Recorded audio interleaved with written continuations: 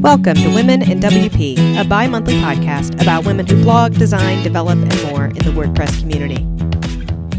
Hi, this is Angela. Before we start the show today, I wanted to welcome our new sponsor, Malcare, a cloud-based high-performance WordPress security solution. I've been teaching WordPress security for the past 10 years, and one thing that's always been a challenge is helping people figure out how to configure all the insane number of options available with most security plugins. Amy and Tracy, have you experienced that? Yes. Well, this is the thing. It gets so difficult, and so I open it up, and then I don't use it correctly. So my sites end up being not secure because of that. Oh, well, my sites are secure, but then the one plugin that's most popular, probably, that I'm not going to name, drives me crazy because it sends notifications constantly and false positives. What's great about the Malcare plugin is you simply have to install and activate it, and that's it. There's no setup needed. And in terms of false positives, it has a very complex algorithm that's always self-learning to make sure that customers are only alerted if there is actually a problem on the site. It also does all of its malware scanning on an encrypted copy of your site in the cloud. So unlike other security plugins, Malcare is not going to impact the performance of your site. As a result, it's compatible to use even with hosts who typically don't allow you to run any security plugins, which I really like. Oh, that's really great. Because now, then you're not relying on a host for all of that. And it definitely speeds it up, I'm sure, yeah. The only part of the Malcare plugin that runs on your site is the firewall. Do you have to configure DNS records? Nope. It's completely taken care of, and you don't have to run any special DNS. So what about, say you don't have Malcare and your site gets hacked? Can you go to them to fix it? Having Malcare is like having a private security team taking care of your site at 24/7 for a fraction of the cost of similar services. So yes, you can sign up, and as long as you can install the plugin, you can begin using it right away to clean your site. Yeah, that's awesome. I am really interested. Can you tell me how much it costs? The cost is $99 for one site, and then there's discounts when you add more sites to your plan. This includes frequent malware scanning, a firewall, brute force protection, and one-click cleanup. And then you have access to their expert security team. And is there any kind of deal if they use our link? Do they get any kind of special discount or anything? Malcare has given Women in WP listeners a special URL to use to get 10% off your first year. So for our listeners who might have a hack site or want the peace of mind that your site is really secure, please visit malcare.com/women in WP. And now on with the show. Welcome to the show. I'm Angela Bowman. I'm Tracy Apps. And I'm Amy Masson. Our guest today is Christie Witt, who is joining us from Ottawa, Canada, where she teaches WordPress to all levels of users and co-organizes the WordCamp Ottawa. She's a full-time graphic designer and has been using WordPress for over 10 years. In addition to her aesthetic and technical talents, she's also a stand-up comedian as a hobby. Welcome to the show. Thank you so much for having me. I'm excited to be here. We're excited to have you finally. We like to start off each episode by asking our guests about their journey into WordPress and how they get started. Yes, definitely. So I'm a graphic designer by trade. So I graduated from graphic design at Algonquin College here in Ottawa in about 2010. And at that exact time, websites were kind of transitioning from standard HTML to content management systems. So basically, as soon as I graduated school, everything I had learned became obsolete, and I was in flux with nonprofits as their in-house designer, moving and transitioning everything over to WordPress, actually, for my first nonprofit that I was working for. And that was just to kind of enable our content specialists to be able to blog and do all these things all the time. So that was really cool learning experience, I guess. Did they provide you training for do that? Like, how did you learn how to use WordPress at that point in time? Did you have books or websites? What were your favorite go-to tools? Yeah, so I mainly looked everything up online. WordPress, as you all know, the community is amazing. There's a lot of resources online, a lot of knowledge sharing. I think it was still pretty fresh back then, but I was still really resourceful and able to reach out to like plugin authors and theme authors and do that kind of thing to kind of evolve my skills. And I mean, of course, as soon as I thought I had a grasp on everything, everything would update and change and become more modern. So when you graduated from college with a design degree, were you also like building the websites? Because most of the time, the designers I know, they were like, designing in Photoshop and Illustrator, but they weren't really doing the HTML and the CSS and stuff. That was being handed off to somebody else. Were you doing both of that right out of college? I was. So in college, they tried to like teach us all different things, but only in 6-month increments. So we'd have like 6-month increment of Photoshop, 6 month of just HTML. And like our final exam was build your PSD into HTML in Dreamweaver at that time, So they tried to make us the jack of all trades, which was also a good learning experience entering the work field, realizing, oh my gosh, there's a developer that goes hand in hand with my graphic design skills. So that was also really neat.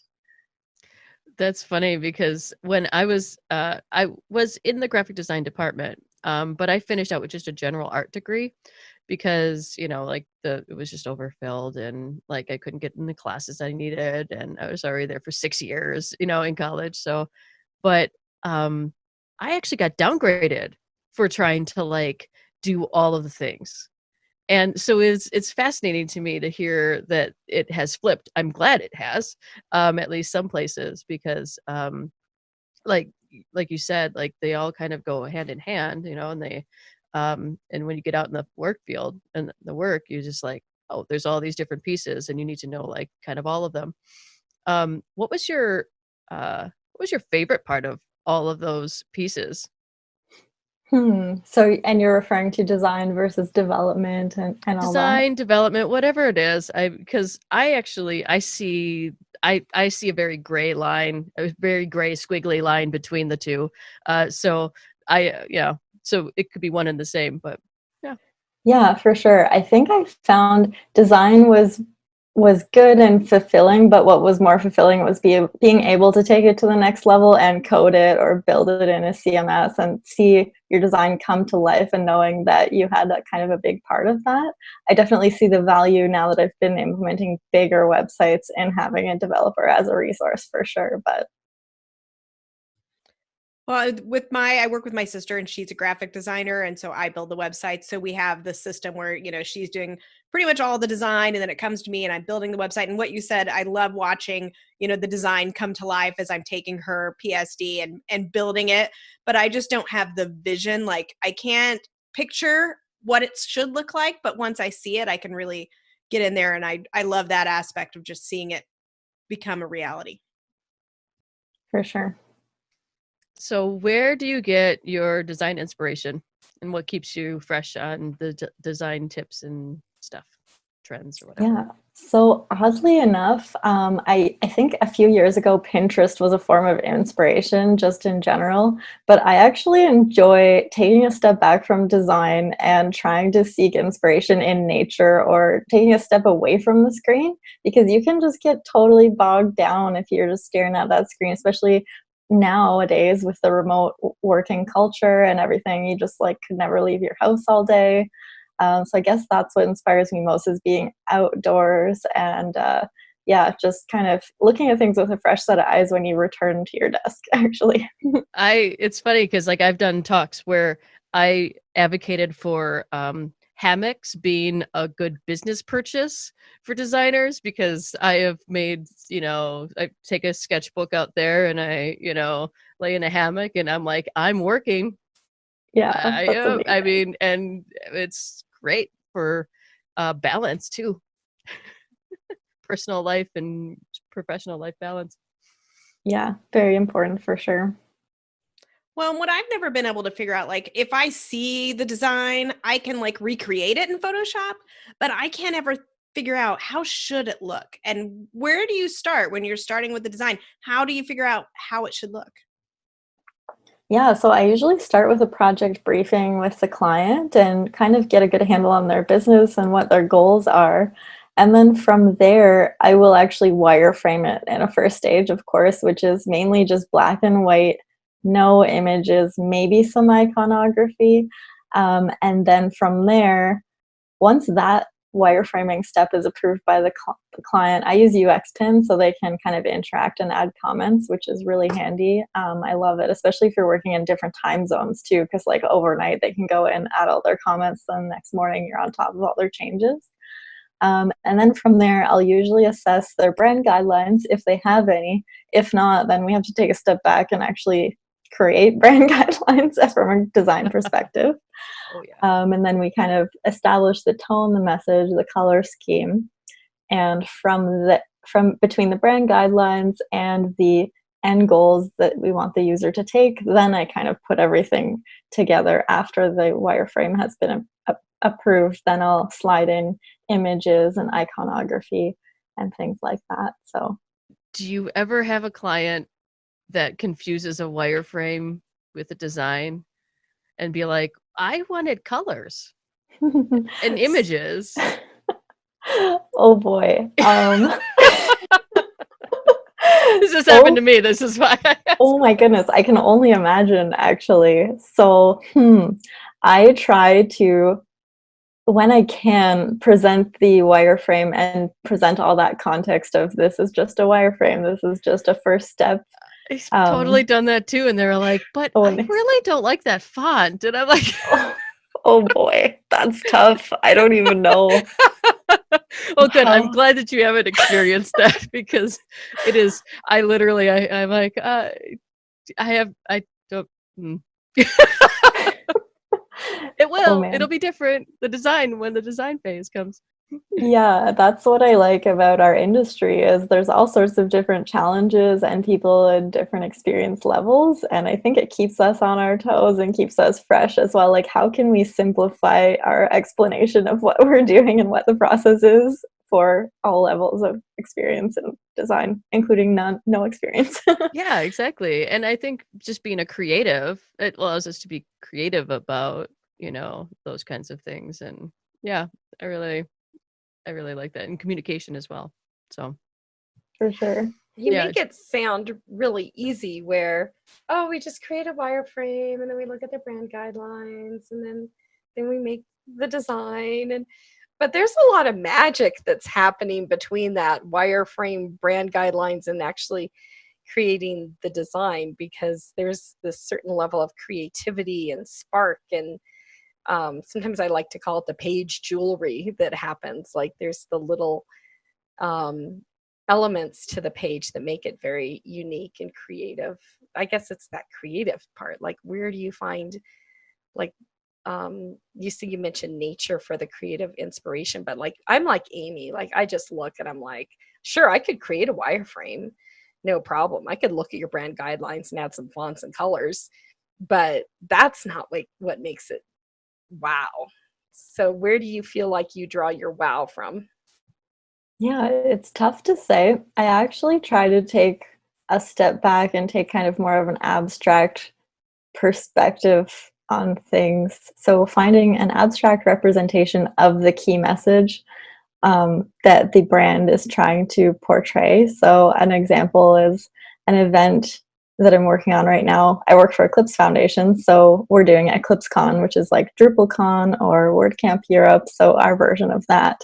And I guess the key, I kind of took a briefing from the marketing manager, and the goal was to showcase collaboration and networking, and basically our event is the building blocks of collaboration.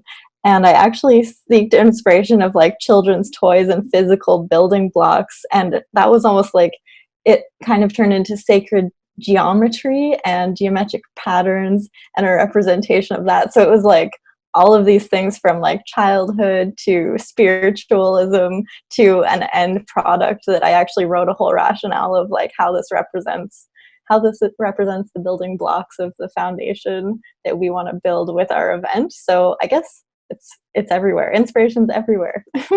I love that. Do you always like include like a rationale with your designs or on larger projects, or do you do it all the time? I think I do, especially for branding, and it can be anything from like 3 sentences to like maybe 6 sentences long. It kind of just depends, but it does help when I'm pitching it, because sometimes you're caught off guard trying to justify your design, and then I'm like, oh, I have these cool talking points. Go Team Christie. Yay, past self. Yes, exactly. So it's always good to have like a backup plan or something, you know? When I noticed that you, in Angela's intro, she mentioned that you are also a part-time stand-up comedian. Can you tell us about that and if it also involves WordPress? Yeah, so I'm trying to think. So it doesn't involve WordPress currently. I do have a domain, ChristieWittComedy.ca, which is built on the WordPress platform. So in some ways, the fact that I'm a designer and a web person does benefit me from a comedy marketing perspective, for sure. But I would say I perform comedy to kind of like reset and take my head off a computer screen and that kind of thing. So it's very kind of a separate world, actually. I'm literally loading up ChristieWittComedy.com right now. Yeah, I can't remember if .com or .ca. Ooh, let It's me know. .com. I see your photo right there. So when you're doing comedy, are you like just going to like open mic nights? Are you getting paid? I know we're off the WordPress topic, but I don't care. Yeah, no, that's okay. So I go to open mics, and it's a combination of paid and unpaid gigs. So comedy situation in Canada, like it's really tough. You have to spend years and years and years kind of dedicating yourself to really get feature spots. So I'm at amateur level after a year and a half of performing, and I perform pretty much 4 to 8 times a month, type of thing. And yeah, most shows are pay what you can. So we pass a bucket around, and people just, yeah, it's really unpredictable how much I'll get paid. What are the topics for your comedic routine? What do you like to get people laughing about? Yeah, so it's a little bit self-deprecating, so I like to make fun of myself a lot, and some really terrible but funny dating stories. I'm trying to think of what else. Just funny things like I turned 30 and somehow I broke my nose at the spa, like I just fell, and I have this funny story of how I had to see a plastic surgeon, and all of these like super not safe for work things, I guess, like asking for like a boob job, and all these like funny Christie kind of stories, I guess. Adventures in the life of Christie Witt. Well, we're not safe for work, so it's totally cool. Awesome. So you also speak at WordCamps. And do you feel like your ability to get on the stage, make a fool of yourself, helps with WordCamp speaking? And what advice would you have to people who are super nervous about doing their first WordCamp speaking gig? Yeah, so I do find that that doing stand-up comedy has helped me with my comfort zone, while speaking at WordCamps, because I don't have the pressure at a WordCamp to be funny or make people laugh, and I'm just talking about things that I know, which is really cool, although it's much longer time period. So for comedy, I have 6 minutes on a stage, and then for a WordCamp, it's 45 minutes to an hour, and you're just like, oh boy.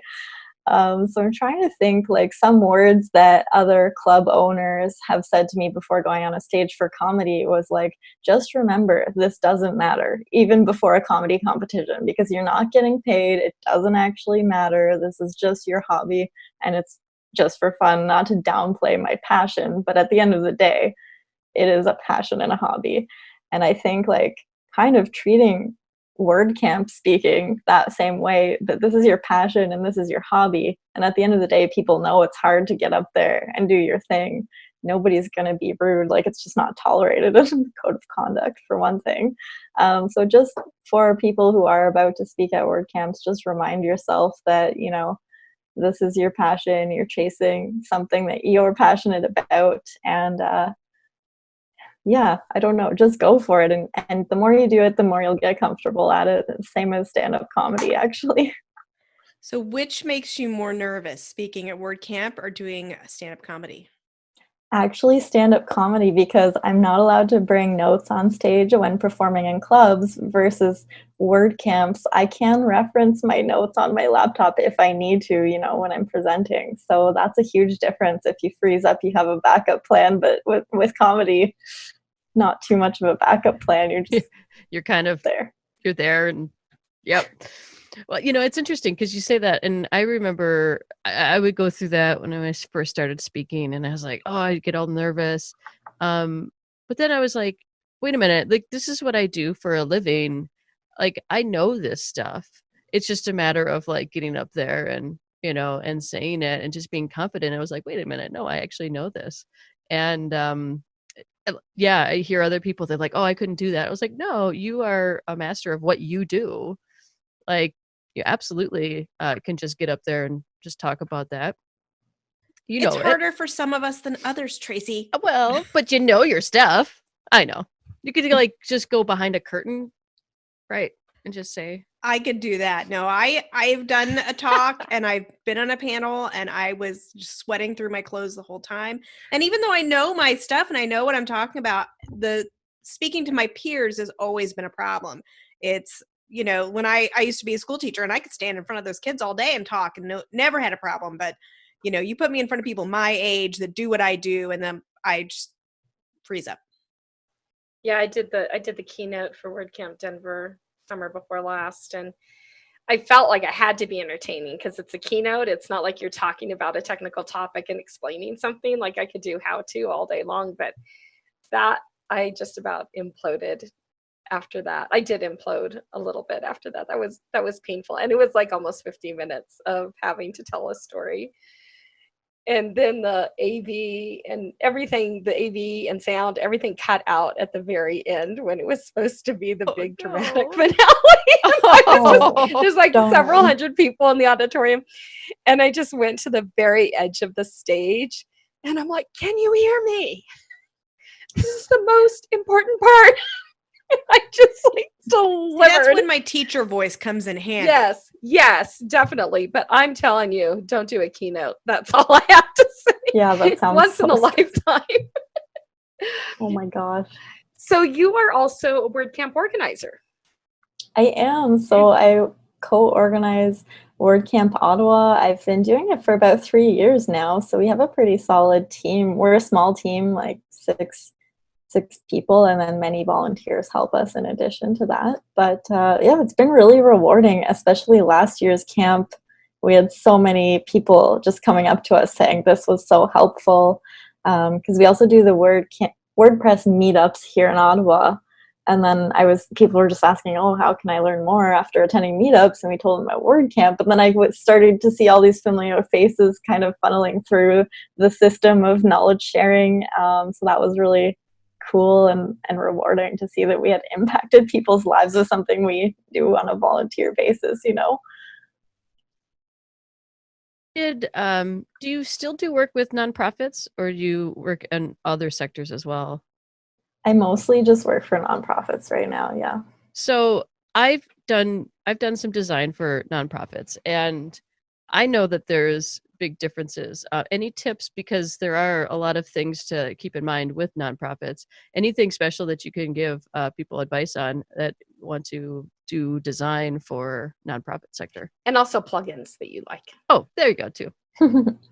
Yeah, so for nonprofits, I would say definitely establish their budget first and foremost before you start a project, and kind of identify areas where you can save money, like on stock photos and things like that, make some good recommendations for them. And then I always ask for a 50% deposit on my quote and things like that, just in case, not saying anything, things bad could happen, you never know. And yeah, favorite plugins. I have a lot of favorite free plugins, mostly Contact Form 7, things like that. Trying to think of what else I would recommend. Do you use the Give WP donation plugin for the nonprofits, or how do you handle donations? Yeah, I do usually use Donation WP. And in terms of like creating that kind of scope of work, are there some nonprofits are just like one employee, and some are many and they have a real staff? And so do you find that you really have to adjust yourself around the size of the nonprofit? And do you feel like WordPress is the best solution for smaller nonprofits? I've had even some pretty medium-sized nonprofits go to like Square or Wix, which has kind of horrified me. And I'm just wondering if you've had any of those experiences of maybe WordPress just being kind of expensive to implement for some of them. Yeah, so I still highly recommend WordPress even for nonprofits, because I've seen the nonprofits grow to a point where their Wix website isn't scalable and it's just not working. It's more costly for them to pay someone to maintain a Wix site than it would be for the time to quickly implement those changes in WordPress platform. So Yeah, I agree with that. Like small businesses, I get a lot, or people that are like, well, I just want a portfolio for my, whatever.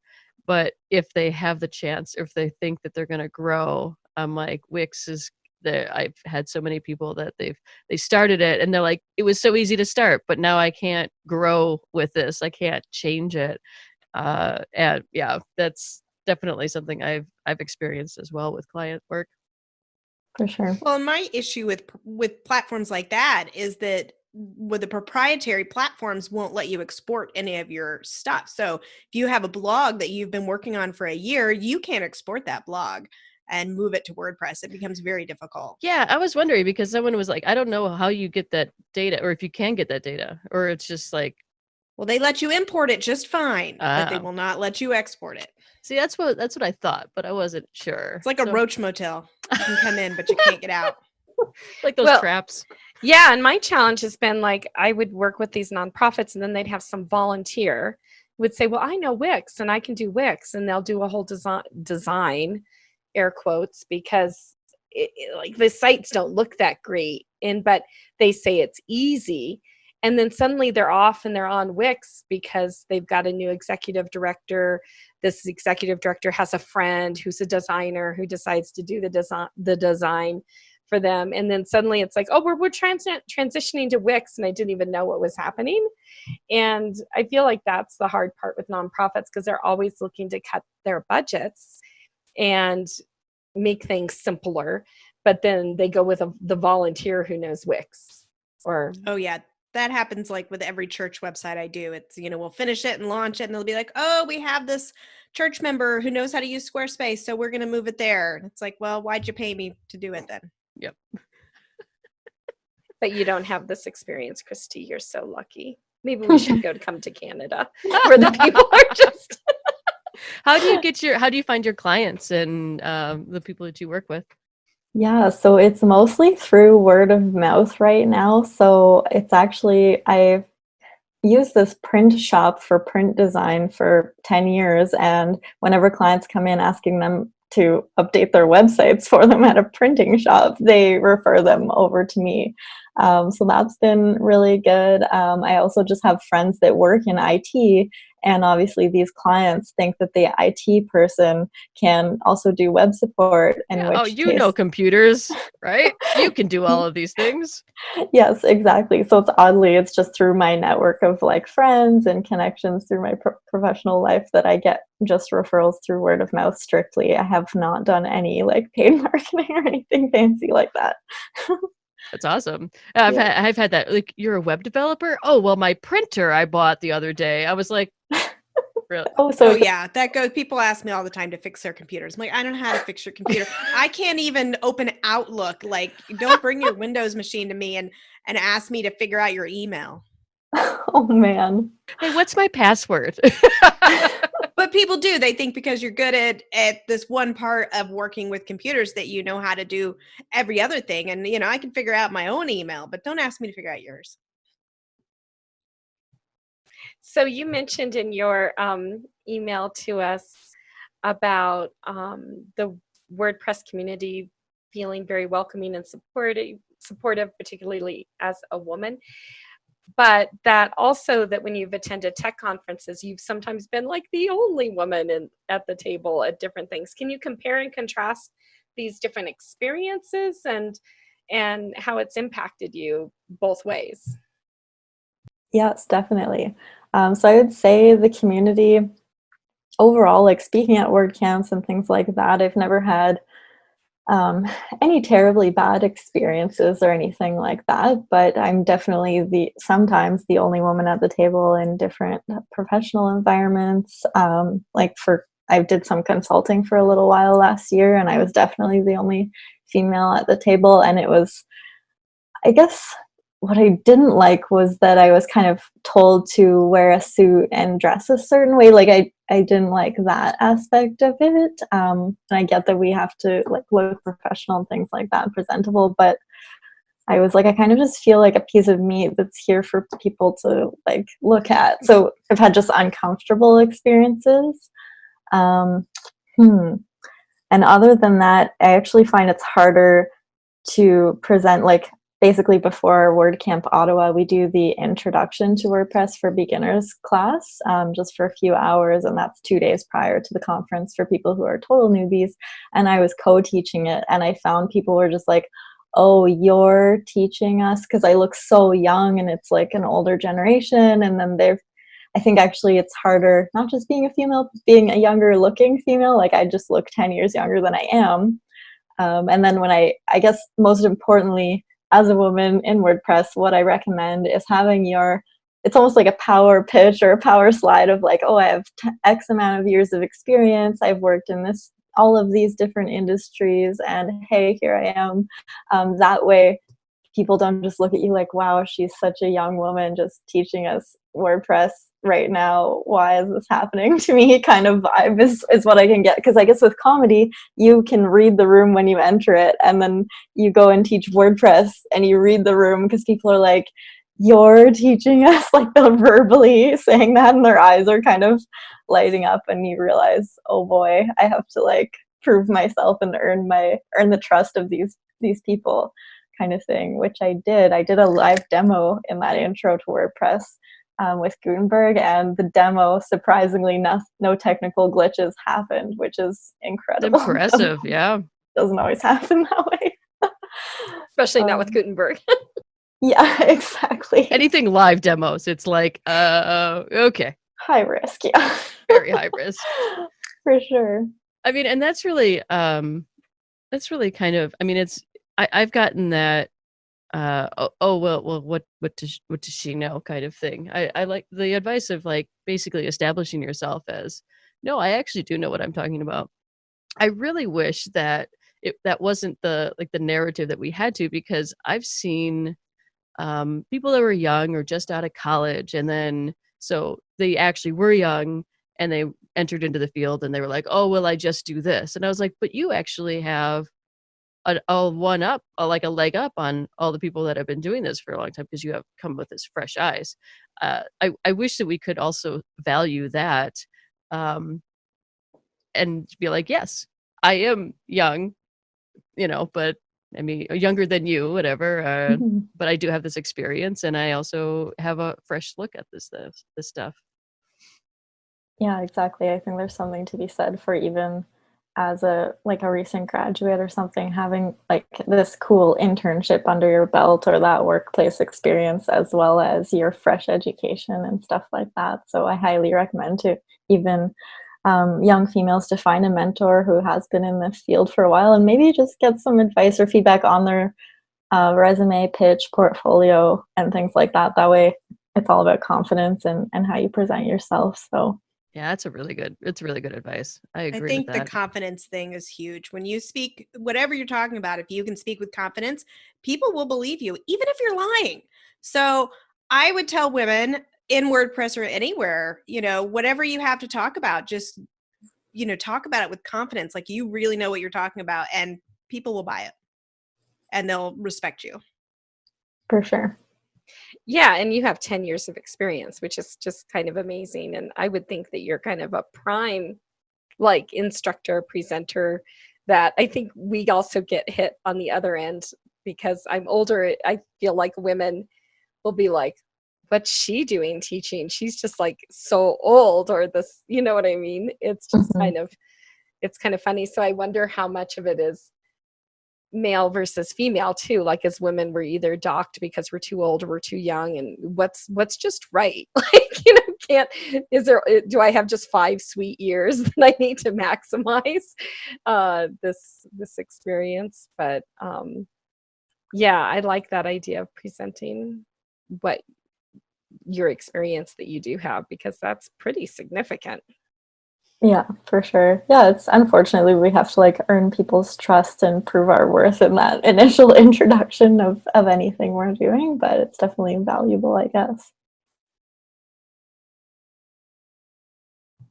Can you tell us a little bit about the WordPress community in Ottawa? Let's just give us a feel. Like if we were to walk into the meetups, the WordCamps, like have you been to any WordCamps outside of Canada, or you've been to the Toronto WordCamp, which I'm so interested in going to. So could you tell us a little bit about what the scene is like?